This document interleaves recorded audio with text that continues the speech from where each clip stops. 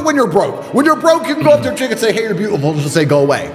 When you're rich and you go up and say, excuse me, you're beautiful, she says, go away. And then she realizes who you were and how rich you were, and she'll change her mind. And she'll message you. And then if you ignore her, she'll say you sexually assaulted her. And now you got a police case.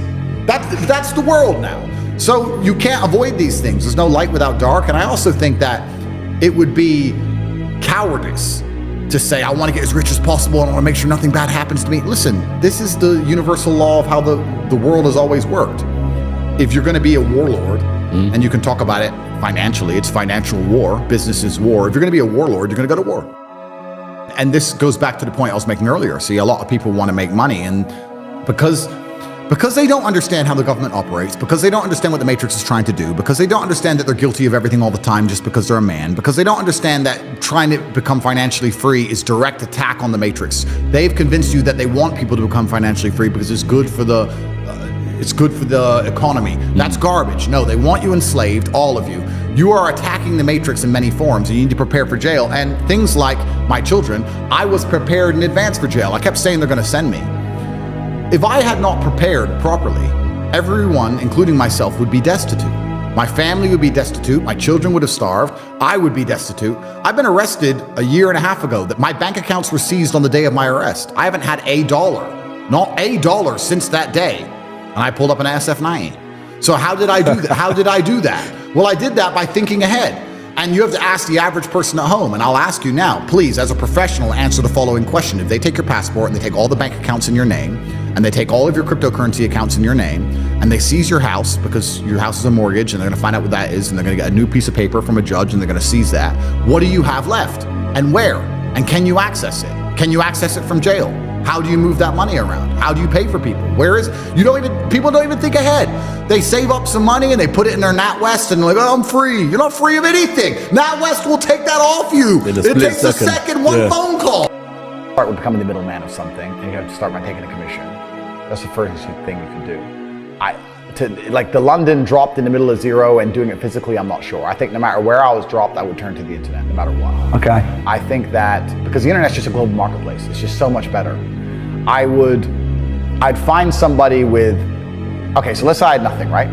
I'd find somebody with star power, like you, for example. I'd come along, I'd drop you an email and say, listen, I want to put something together. I believe I can help you sell more.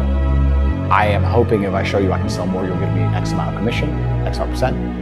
I understand you have star power, you have something I don't have. You can talk in front of a camera, you can attract people, you can entertain people. What are you currently selling? You're selling this. Okay, if I bring X amount of thousand people, will I be able to get this percent? That's what I would do. I think that if I didn't have the ability to sit on a camera and entertain, I would find somebody who does, and I would be the blood and guts beneath the show business. Interesting. And that's the easiest way to get rich in the world today. Always pay attention. Perspicacity is perception. So unmatched. I'm always paying attention to everything all the time. And sheer indefatigability. I don't become tired. It makes me a feared opponent in any future endeavor. So a man who always pays attention and never gives up is a feared opponent, no matter what you're fighting against it. And then it says, I specialize in the following: wars fought, assassinations plotted, revolutions started, uprisings quelled, smuggling, passport allocation, ventriloquist, decentralized finance, blockchain analysis, whiskey merchant, tiger taming. It goes on and on and on. The point I'm making is, Rainmaker. if you come to me with $1 billion and say put a rocket on Mars, I'll try. Yeah. Pay me. Okay. Everyone always wants things from me. When I was broke, nobody wants shit from me because they knew I couldn't do shit, or they thought I couldn't do shit, right? But now that I'm rich, every single person who messages me, it's just a constant stream of requests. They may hide them, they may shield them, they may put them behind a veil. They may say, just take a few days off and let's go to the mountains. I really love you. Those other girls don't really love you. Trying to take my time. My time is my money. They all want something. So that's the first thing that happened when I got rich. I realized everybody wants things from me all the time. And I don't mind. I'm not complaining, right? I don't want to think this video is a complaint video. And I don't want you to sit there and think, ha ha ha, more money, more problems, because I love being fucking rich. And I love being top of the food chain. I was built for this. I'm a king. I couldn't live any other way. But I'm very aware as I go through my day-to-day life. Everybody wants something from me. They try and frame it. They say, hey, I've got an opportunity for you. The opportunity is not for me, friend, because I don't need your shit. The opportunity is for you, because you want my money. You're gonna come and give me your business plan and try and convince me that I'm the lucky one with the opportunity when you're trying to walk away with millions of my dollars. You have had bad things happen to you for you to appreciate any of the good things you're ever going to have. So, in fact, when my brother and I talk, often we talk about the stories from the bad days. Our best stories, our happiest memories are when we were completely broke. It's kind of funny how the good old days are constantly being lived and you don't appreciate them till afterwards.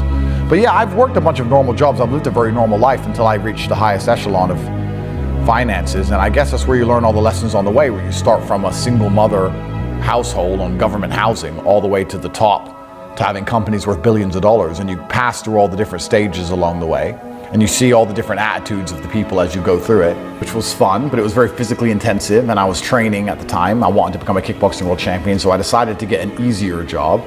I got a job as an IT technician at my own school, at my old school. I was 17 then. You went to college? No, I did go to college. I went to college in England, but I'm not sure how it matches up with the American educational system. So Sure. I finished high school at 16. I went to college 17 and 18. When I was 18 and I finished college, I went back to my old high school and worked as an IT technician, but I got fired for sleeping with one of the students.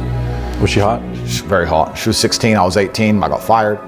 Opa. And then I got fired from there. And then I went and got a sales job.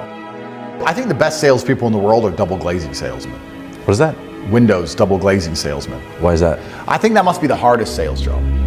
Because if you sell cars, for example, somebody turns up on the car lot and they've turned up at the Audi dealership because they have a degree of respect for the Audi brand and they maybe want an Audi. And you have to convince them it's better than the BMW and make sure they can afford it and sell them the Audi. Okay, fine.